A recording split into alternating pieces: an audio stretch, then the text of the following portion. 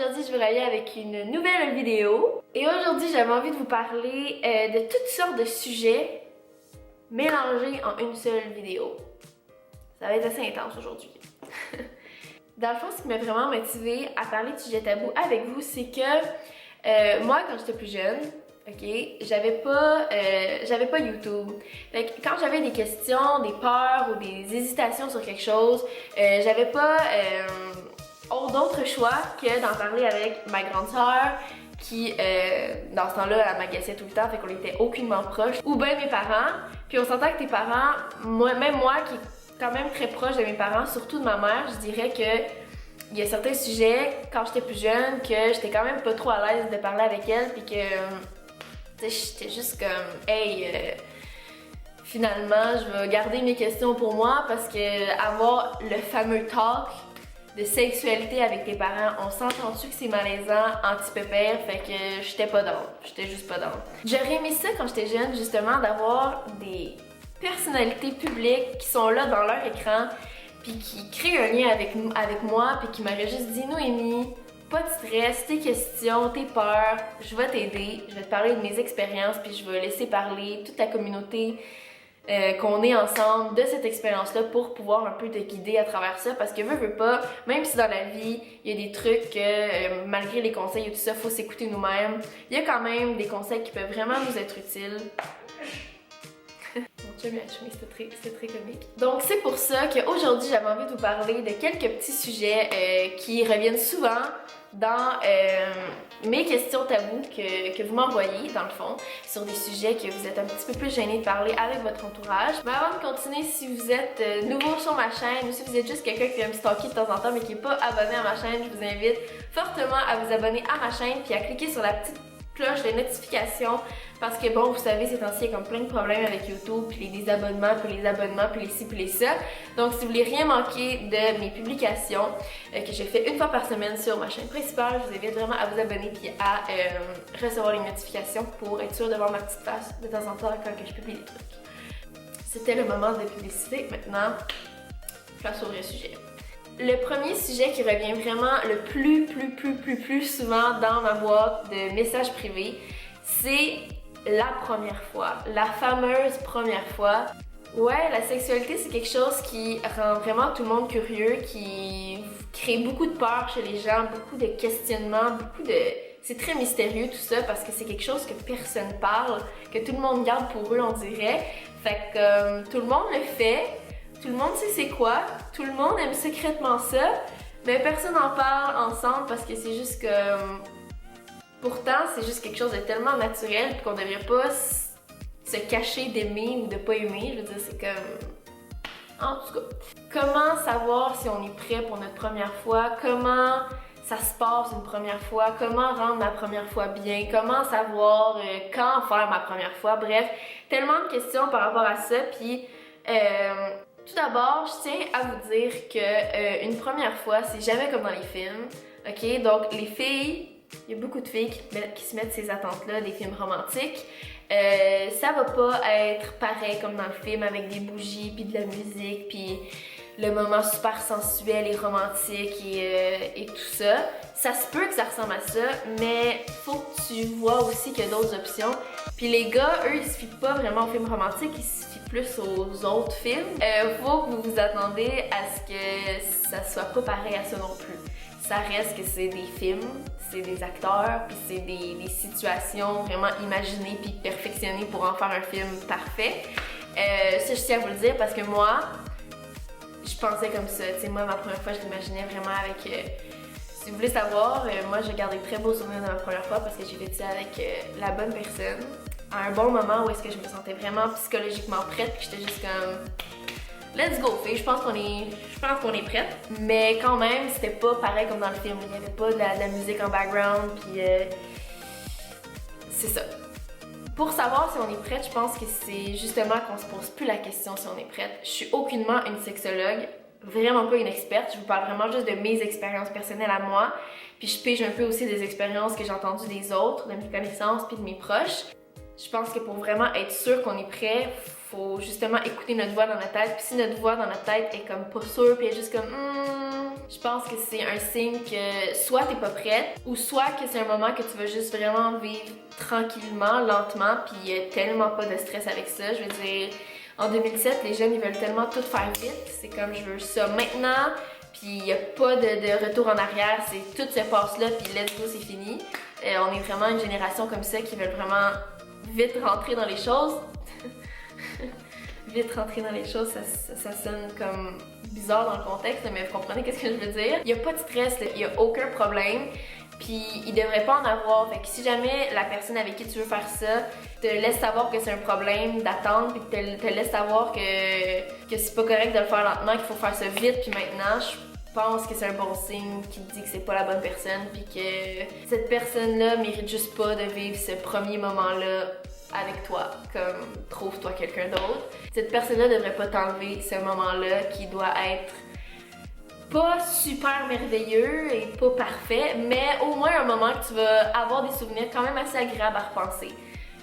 En disant ouais, c'était le bon endroit, le bon moment avec la bonne personne. Fait que je pense que c'est pas mal les seuls conseils que j'ai à donner là-dessus. Puis pour vrai, arrêtez de stresser les filles et les garçons avec ça. Si ce qui vous stresse, c'est la personne, vous savez qu'est-ce que ça veut dire. Et si c'est vous-même qui vous créez le stress, écoutez, go with the flow, c'est la seule chose que je peux vous dire. Si vous vous sentez prêt et que l'autre personne se sent prêt, le reste, je veux dire, l'humain est quand même bien fait, ces choses-là se font. Ça se passe naturellement, fait que ça devrait bien aller. La deuxième question que je reçois vraiment beaucoup souvent, c'est par rapport au corps humain, par rapport à la fille surtout. Beaucoup de filles me demandent des questions par rapport au rasage. Est-ce qu'on doit se raser en bas? Écoutez, ça, je pense que c'est une question qui est propre à vous-même. Je sais qu'en 2017, on met beaucoup de pression à ce que tout ce qui est poil, c'est juste, c'est non, on enlève tout. Mais ça, c'est juste une mode de société.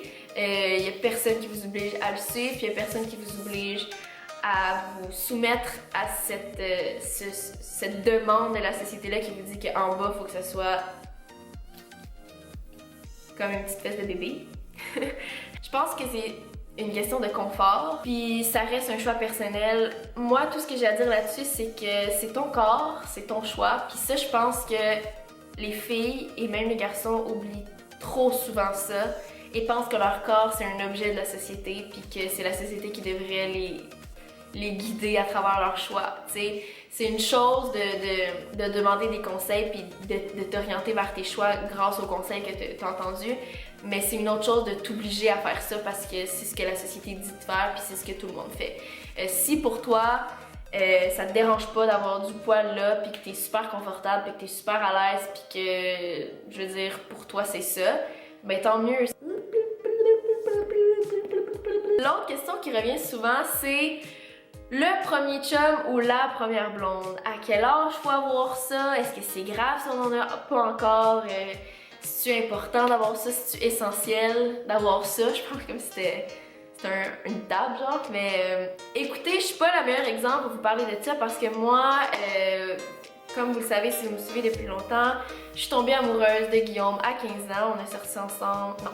C'est pas vrai. Je suis tombée amoureuse de Guillaume à 14 ans, on a commencé à sortir ensemble à 15 ans et on est encore ensemble aujourd'hui. Donc oui, techniquement, j'ai eu un chum assez jeune. Je suis peut-être pas la meilleure exemple pour vous parler de ça, du premier chum, puis si c'est important, puis si c'est pas important, puis si à 16 ans, t'as jamais embrassé de gars, si tu grave et tout ça. Mais je peux quand même essayer avec qu'est-ce que j'ai entendu, puis aussi avec qu'est-ce que je pense de la chose, à peut-être vous rassurer ou vous conseiller sur ces trucs-là. Pour vrai, un chum, c'est pas important. Puis là, je sais, vous allez dire, ben là, toi, t'en as eu un, pourquoi t'en as eu un? Moi, ça a juste à donner comme ça, je suis tombée amoureuse, puis lui aussi, il était amoureux, fait que let's go, on sort ensemble, puis c'est juste naturel dans la vie. Mais si j'imagine un scénario différent où est-ce que, à 16 ans, Guillaume aurait juste jamais existé, puis que je serais encore célibataire aujourd'hui, je veux dire, il y a rien là à 20 ans de jamais avoir eu de chum. 14 ans, je veux dire, t'as toute la vie devant toi, là, comme stresse pas, là, tu sais. Puis en plus, il y en a plein qui disent que les chums qu'on se fait quand on est jeune vont jamais durer toute leur vie.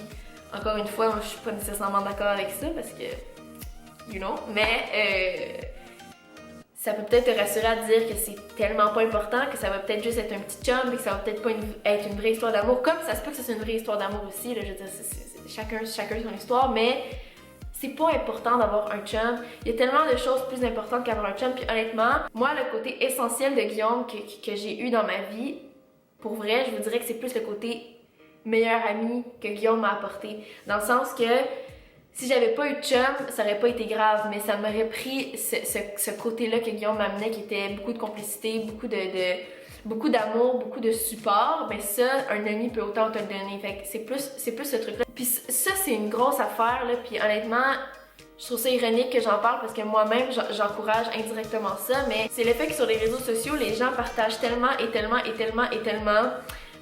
leur amour, puis leur relation avec leur chum, puis leur ci, puis leur ça.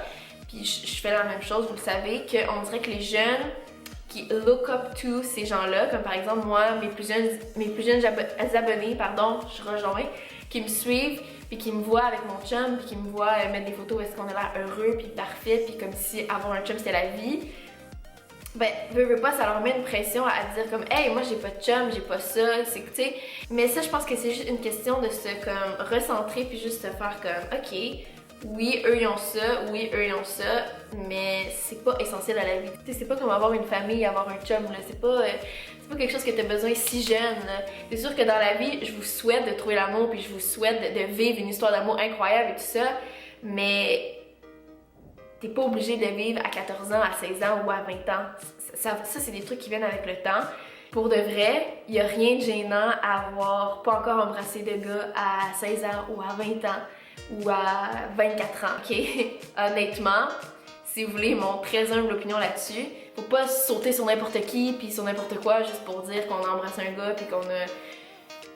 Je veux dire, si c'est votre trip, tant mieux, comme je dis, je juge pas, mais faut pas le faire pour dire qu'on a embrassé un gars, faut le faire parce qu'on a envie d'embrasser n'importe qui, pas parce qu'on veut absolument dire oui, j'ai embrassé un gars, c'est fait, vous comprenez? C'est ce genre de moment-là que je pense qu'il faut vivre pleinement, mais correctement, parce que c'est des souvenirs, je pense qu'il reste toute notre vie, la première personne qu'on a embrassée, la première personne avec qui on a fait notre première fois, notre premier jump, puis aussi, puis nous ça.